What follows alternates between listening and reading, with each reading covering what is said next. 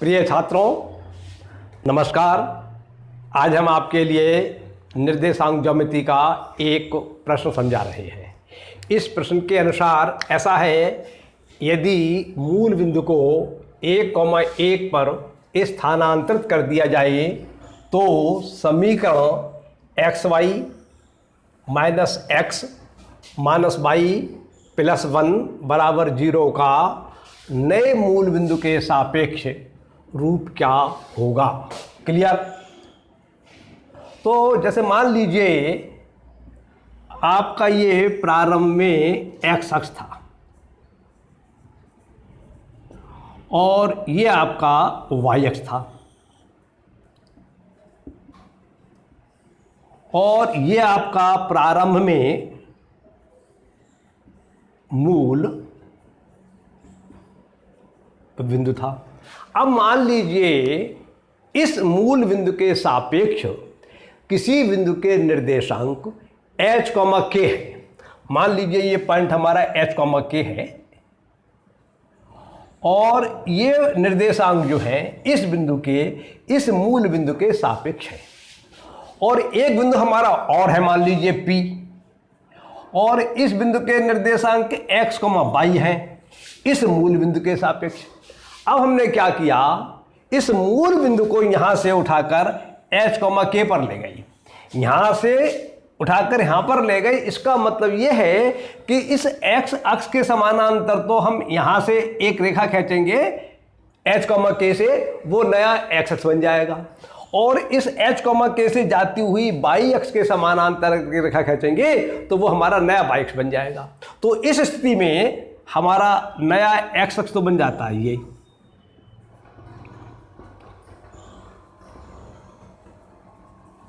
और नया y अक्ष बन जाता है हमारा ये।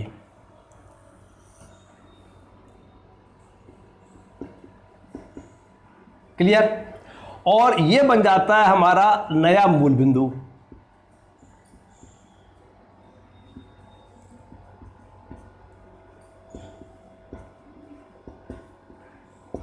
तो ये नए मूल बिंदु जो h, k है, इसके निर्देशांक h, k जो है पुराने मूल बिंदु के सापेक्ष है और ये भी बिंदु जो दिया हुआ था P, जिसके निर्देशांक x, y थे, ये निर्देशांक जो है इस पुराने मूल बिंदु के सापेक्ष हैं। अब यदि इस मूल बिंदु के हम निर्देशांक इस मूल बिंदु के इस P बिंदु के निर्देशांक हम इस नए मूल बिंदु के सापेक्ष निकालेंगे तो परिवर्तित हो जाएंगे। अब मान लीजिए इस बिंदु P के निर्देशांक x y है इस नए मूल बिंदु के सापेक्ष। तो एक तो ये रहा हमारा पुराना निर्देशांक बिंदु P का, और एक रहा ये बिंदु P का नया निर्देशांक x y, और एक रहा h, k, वह बिंदु जिस बिंदु पर मूल बिंदु को स्थानांतरित किया गया है। तो इन राशियों में एक संबंध होता है, x बराबर होता है x प्लस h और y बराबर होता है y प्लस k। क्लियर? तो इस सूत्र की सहायता से जब हम इस सूत्र में x का मान प्रतिस्थापित कर देंगे और y का मान प्रतिस्थापित कर देंगे, यहाँ पर h का मान प्रतिस्थापित कर देंगे, यहाँ पर k का मान प्रतिस्थापित कर देंगे, तो इन समीकरणों से हमें x y का मान मालूम हो जाएगा। तब हमारे लिए हम कह सकते हैं कि हमें इस P बिंदु के निर्देशांक इस नए मूल बिंदु के सापेक्ष ज्ञात हो गई। अब केवल मूल बिंदु से, इस बिंदु से ही तात्पर्य नहीं है। अगर मान लीजिए एक आपकी सरल रेखा ही जा रही है, या मान लीजिए वृत्त जा रहा है, या मान लीजिए कोई परवलय जा रहा है, या कोई दूसरी और आकृति जा रही है और उसका समीकरण इस मूल बिंदु के सापेक्ष, पुराने वाले मूल बिंदु के सापेक्ष दिया हुआ है, और आप इस नए वाले मूल बिंदु के सापेक्ष निकालना चाहते हैं इस रेखा का समीकरण या इस वृत्त का समीकरण या जिस कोई भी समीकरण आपको दिया है उसका समीकरण, तो आप क्या करिए, उस जो आपका पुराना मूल समीकरण था उस समीकरण में x के स्थान पर तो x प्लस h लगा दीजिए और y के स्थान पर y प्लस k लगा दीजिए। यहाँ पर एच और के मान लगाने के बाद लगाएंगे, क्लियर ना। एक्स के स्थान पर लगाएंगे हम एक्स डैश प्लस एच का मान, लेकिन एच का मान लगाने के बाद, और बाई के स्थान पर लगाएंगे बाई डैश प्लस के का मान लगाने के बाद जो संख्या प्राप्त होगी, राशि प्राप्त होगी, फिर उसको हम हल कर लेंगे। तो उसको हल करने के बाद हमारे लिए एक समीकरण प्राप्त होगा जो एक्स डैश और बाई डैश में प्राप्त होगा। वह समीकरण उस आकृति का नए मूल बिंदु के सापेक्ष समीकरण हो जाएगा, क्लियर। तो अब हमारे लिए क्या करना है, देखिए हमारे लिए दिया हुआ है मूल बिंदु को हमने स्थानांतरित किया h, k पर, वो 1,1 पर। इसका मतलब ये हुआ h, k बराबर तो हो गया हमारा 1,1, h माने 1 हो गया और k बराबर भी 1 हो गया। और हम जानते हैं यदि किसी बिंदु के निर्देशांक x, y है और हम मूल बिंदु को h, k पर स्थानांतरित कर दें, और उसके बाद यदि उस बिंदु के निर्देशांक x डैश, y डैश हो जाते हैं, तो ये दो सूत्र हमारे, x बराबर x डैश प्लस h और y डैश बराबर y डैश प्लस k। इसमें h का मान हमारा 1 है तो यहाँ हम 1 लगा देंगे मान, और यहाँ y डैश का k का मान भी हमारा 1 है तो हम यहाँ पर 1 लगा देंगे। तो हमें प्राप्त हो जाता है x बराबर x डैश प्लस 1 और y बराबर y डैश प्लस 1। अब ये जो हमारा समीकरण दिया हुआ था, ये समीकरण दिया था हमारे लिए जो हमारा ओरिजिनल मूल बिंदु था, जो प्रारंभिक मूल बिंदु था, उसके सापेक्ष दिया हुआ था।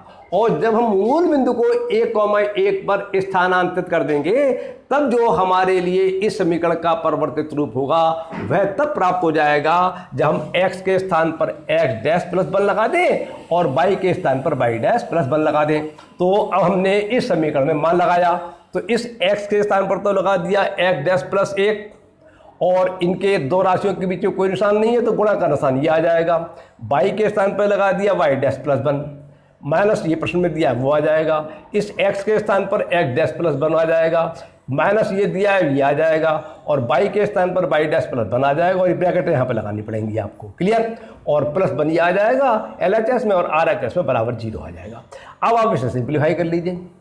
जब आप इसे सिंप्लीफाई करेंगे तो आपको फल प्राप्त होगा x dash by dash plus x dash plus by dash plus 1। ये 4 पद जो है आपको तब प्राप्त होंगे जब इन दोनों राशियों की आप मल्टीप्लाई करेंगे।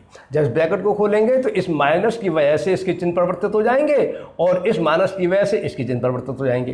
तो आपको आगे प्राप्त होगा माइनस बाई डैश माइनस 1, वो minus x dash minus 1 minus by dash minus 1 plus 1। अब इसको आप सिंप्लीफाई करेंगे तो इस x डैश से ये x डैश कैंसिल हो जाएगा, इस बाई डैश से ये बाई डैश कैंसिल हो जाएगा, इस 1 से ये 1 कैंसिल हो जाएगा, और इस 1 से ये 1 कैंसिल हो जाएगा। तो आपको नया समीकरण मिला x डैश बाई डैश, वो x dash into by dash बराबर 0। आपको नया समीकरण क्या मिला, x dash into by dash बराबर 0। इसका मतलब ये हुआ जब आप मूल बिंदु को 1,1 पर स्थानांतरित कर देंगे, उस समय इस समीकरण का परिवर्तित रूप जो है वह ये हो जाएगा x डैश गुणा बाई डैश बराबर 0। लेकिन जब हम आंसर लिखते हैं तो आंसर लिखते समय प्रायः हम इस डैश को हटा देते हैं। आपको भी जानकारी हो जाएगी और जो लोग जानते हैं समझते इसमें कोई अंतर नहीं पड़ेगा। तो आपका नया समीकरण हो जाएगा x बाई बराबर 0। ये आपका उत्तर हो गया। ये आप भाषा पढ़ लीजिए, जो बात मैंने बोली वो समझ लीजिए, आपको सब स्पष्ट हो जाएगा। इस प्रकार के प्रश्न आपकी पुस्तकों में दिए होंगे, कभी कभी इनका प्रयोग होता है, आप समझने का प्रयास कीजिए, आपकी समझ में आ जाएगा। नमस्कार, धन्यवाद।